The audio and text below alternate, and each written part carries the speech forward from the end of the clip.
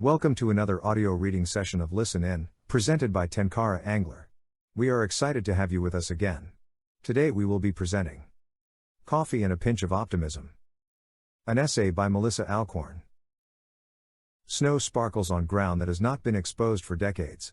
A resurrected river runs a twisting path over a rock bed channel drowned in 1965 as the gates of Blue Mesa Dam closed. The Gunnison River that was lost is re-emerging, striking fear and awe. Other reservoirs around southwest Colorado look similar, rivers rising from silty mud basins. These most obvious signs of ongoing extreme drought were once great fishing rivers, lined with resorts and stories, but they became our water storage. Mixed emotions flood the angler who lives in this changing environment. A stream reborn, water too warm, less to drink, will there still be trout, so much to ponder while praying for snow. The 2018 Colorado fishing season was dominated by extreme drought. 2017 was dry, but it was the lack of snow last winter that set us up for exceptional issues. It wasn't good for our ski season, but we shuddered to imagine the impact on fishing. Spring sunshine came out strong, but the melt was pitiful. Rivers did not roar, and the reservoirs marginally rose. Worse, the rains of summer never materialized, and the heat turned up. Colorado had its fourth driest summer and its third hottest. Water started to disappear, and with it the fishing season went into survival mode, particularly in the southwest. The Gunnison, San Juan, and Rio Grande rivers all became slivers of themselves. Wildfires threatened the health of streams. The drought maps spelled doom and gloom, and fish shaming ensued. Rather than wallow in the scary unknown, I recently asked two Colorado parks and wildlife fish experts to join me for coffee. I had questions and they possessed wisdom with access to data that I craved. Over a communal Palisade peach scone and 3 Americano coffees we discussed reasons for hope. The rivers have buffer systems, thanks to a generation of dam building, words I swore I would never use. Irrigation callouts and endangered fish packs mean that cold water is routinely released into the Gunnison, the Cimarron, and the Uncompahgre. Waiting within those clear stretches, you do not believe there is a possible crisis. Go fish downstream where irrigation water returns to the system and it is a different story. Returning irrigation water enters rivers superheated from flowing through shallow ditches under hot Colorado sun. The fish push up to the tailwater to find more hospitable pockets, leaving the appearance of trout rapture, gone but not dead by the shore. This answered my puzzlement of why we were not seeing carcasses. Our coffee conversation turned to the extreme adaptability of fish. They run on primal impulses such as eat, breathe, procreate.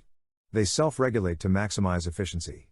Fish respiration and metabolism, which are both regulated by temperature, are challenged in a drought-stricken fishery.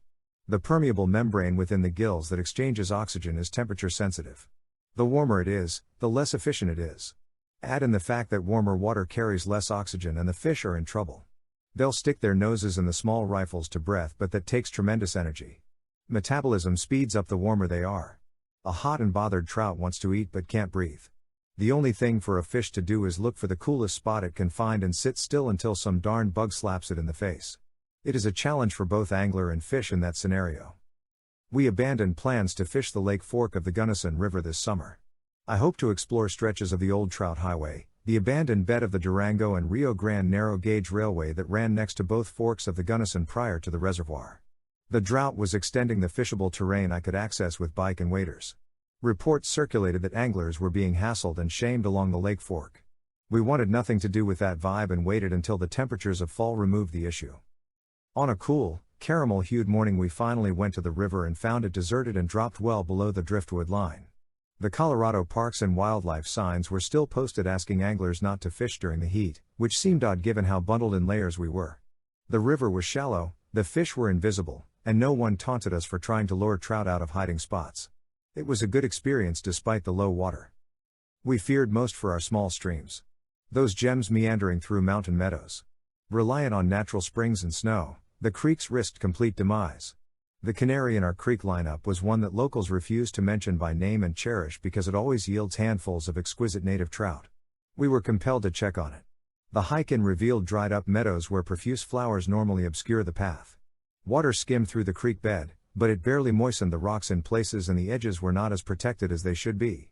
The fish were hunkered in plain sight within teal pools, but we cast our flies with breath held, fearing we would hook a struggling trout and hasten its end. For the first time I wondered if this sport was appropriate in a summer such as this. I raised this issue with my coffee buddies. They admitted a viable solution for overall fishery health was to keep what you catch and not worry about the release. I just haven't developed a taste for rainbow, let alone any trout that must be cooked without a backcountry campfire during burn-ban summers. I needed answers about letting them go. They advocated for carrying a thermometer and not dipping a fly if the water is 70 degrees Fahrenheit or higher. If the need to chase fish cannot be ignored at that temperature, then the next thing is to take all measures to avoid playing the fish out, barbless hooks, get them in fast, handle them efficiently, skip the pictures, and get them back to water.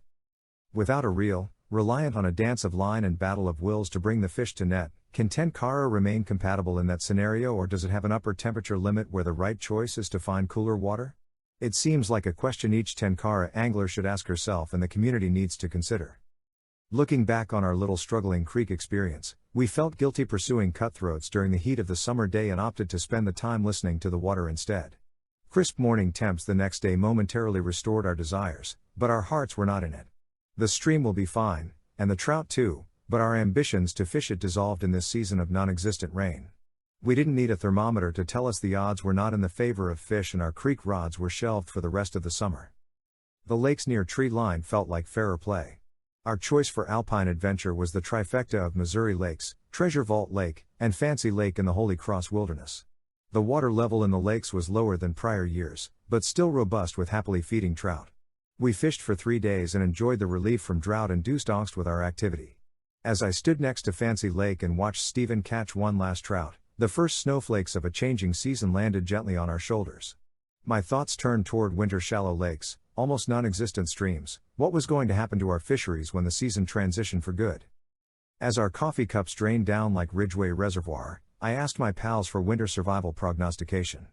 Both think we will come through winter just fine. Fish needs are so much less when it is cold. Stream-based fish will find a hole to hide out in and be fine.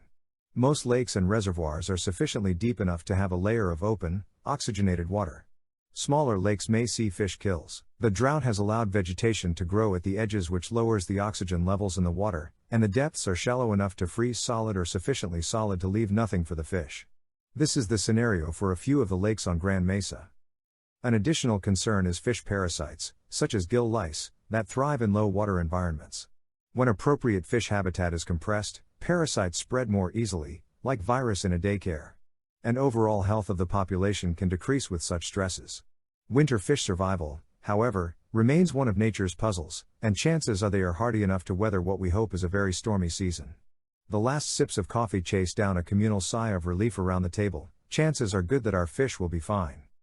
I relished fishing a stretch of the Gunnison well into Iola Basin that has been under the lake for decades. The only thing I pulled out was my husband as he sunk into a patch of quicksand near the river's new edge. The water was clear and ran swiftly toward the west to find the retreating edge of the lake. A fellow angler enjoying this resurgent stretch of river was enthusiastically pulling rainbows out of the stream. The trout were thriving in this new habitat. Drought gives us a unique chance to experience historic fisheries. While that is intellectually rewarding, modern life in the West is at odds with such delights, and most of us will be doing our snow dances and incantations for a winter that can start to restore the water supply. I went into the coffee conversation thinking drought had made a massive negative impact on Colorado fishing. I feared there would inevitably be fewer native fish next season. I was wrong. Our fish and fishy places are adapting and surviving. What is true, however, is that we need an epic snowpack. We need to rebuild the reservoir supplies that kept us going this summer. We need to restore the alpine lakes and little streams meandering the high country. And we need to have the moisture to prevent wildfires. Without that, we will start seeing losses next summer. As we tie flies and dream of the season ahead over the next few months, let's be sure to lace up our snow dance boots for some regular jigs, and take a jog to the store for thermometers to add to our fishing kits. We'll be in better shape from all the dancing to enjoy the reinvigorated places we love to fish next season, when temperature appropriate. Thank you for spending this time with Tenkara Angler as we share this story. Now let us take a moment to tell you about the author. Melissa Alcorn is based in Colorado, where her and her husband Stephen spend all their spare time playing in the outdoors. Drawn to Tenkara as backpackers, they have stayed due to its simplicity and beauty. This article originally appeared in the winter 2018-19 issue of Tenkara Angler magazine. Do you have a story to tell?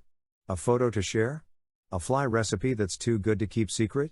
If you would like to contribute content to Tenkara Angler, Make your way over to tenkaraangler.com.